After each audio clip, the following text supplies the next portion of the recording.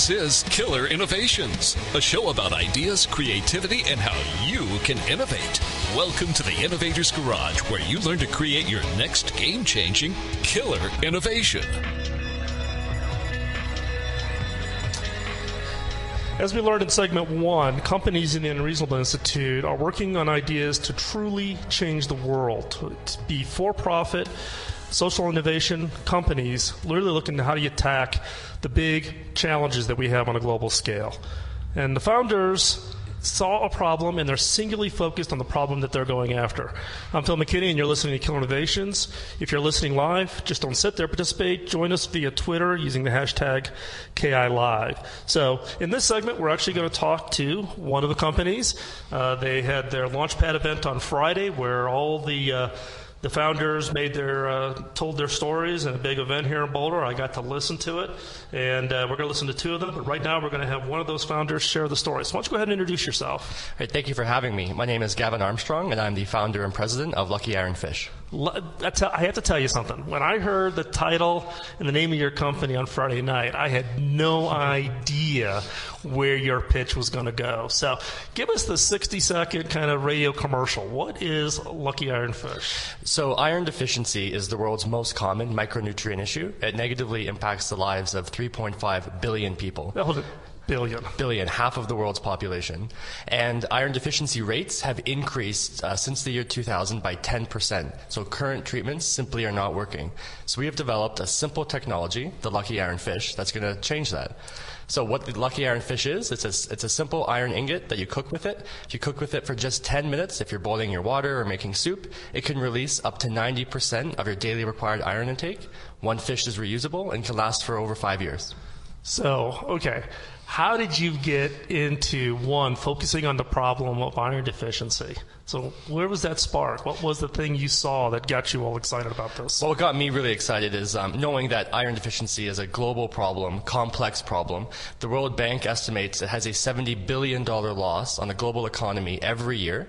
It impacts half of the world's population. Hold on. $70 billion annually loss because of iron deficiency. Loss of income in households, loss of ability to participate in the workforce, and loss of cognitive development in children. Holy smokes.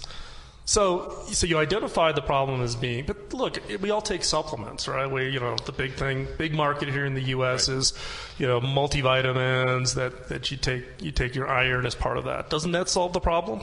So it's very easy to rely on being a pill-popping culture. Iron supplements not only are expensive, but because of their negative side effects, they actually have a compliance rate of about 33% in Cambodia, where the Lucky Iron Fish, because we don't have any side effects and because it's so simple to use, has a compliance rate of 92%. Wow. So you're starting off right now in Cambodia, right? So but your solution plays out globally. I mean, even in the U.S., someone could throw it into their pot and it would work perfectly. Absolutely. Iron deficiency does not discriminate between the developed and developing world. An estimated 10% of Americans have iron deficiency. 20% of women who have just given birth in the U.S. have iron deficiency. So it's a problem here as well. Wow. We're moving the iron fish to be in retail markets here in the U.S. We currently sell it online on our website at luckyironfish.com. And if you buy one for yourself, we actually give one away for free to an NGO network in Cambodia. Really? So if an American buys that product from your website, Lucky Iron Fish, you then will do one for one. They get their fish, and then you make one available for someone in Cambodia. We do, and it's not going to be our end model. I think there are better ways that we can invest in improving the health of people around the world who need it. But right now, this is the way we're doing that. Wow, that's amazing. So Friday night, I heard you tell your story when you had to fit your entire story into 5 minutes on stage here at the Launchpad event Friday night here in Boulder. 5 minutes and 10 seconds. 5 minutes and 10 seconds. So they give you 10 seconds for the intro piece, right? Yeah. But you told the story or a little bit about how you actually got it to be shaped like a fish and where you started at originally. So talk me through that again. I think it's a fascinating story. Yeah, so the original concept was invented by a student, Christopher Charles, from the University of Guelph, and he came up with the idea of cooking with cast iron and boiling water. And though this was scientifically effective, nobody wanted to do it. It made no sense to put an ugly piece of metal into your cooking pot. But after some research, he discovered that the symbol of a fish is a symbol of luck in Cambodia. So we actually shaped that piece of iron like a fish, called it the happy fish, and that's when we saw the really high compliance rates. So no change in what I would call product functionality. Is purely from the standpoint of the psychological effect of, do I drop a block of iron into my pot, or do I drop this fish into the pot? Yep, and then what we saw in the trials was people put it in because they wanted their households to be lucky, and then when they started feeling better, they were saying, oh, it works, it actually is, it's lucky, and my kids are doing better in school, I'm not passing out anymore, and so they believe in the luck. That's amazing. So what was some of the challenges you had getting this thing started and actually getting it to where it is today? I mean, that's typical, I think, a founder of an entrepreneur, of an activity. It's trying to understand the market. So I was very arrogant, thinking this is such an amazing idea. Everybody's going to want it. I'm going to sell it door to door, and we'll be fine. To be sustainable, we had to sell around 200 a month, and in 6 months we sold about 3. But the sales model did not work, and so had to take a step back, learn from that mistake, and understand how current individuals get their iron supplementation, and how I can actually go into existing networks, not try and reinvent the wheel.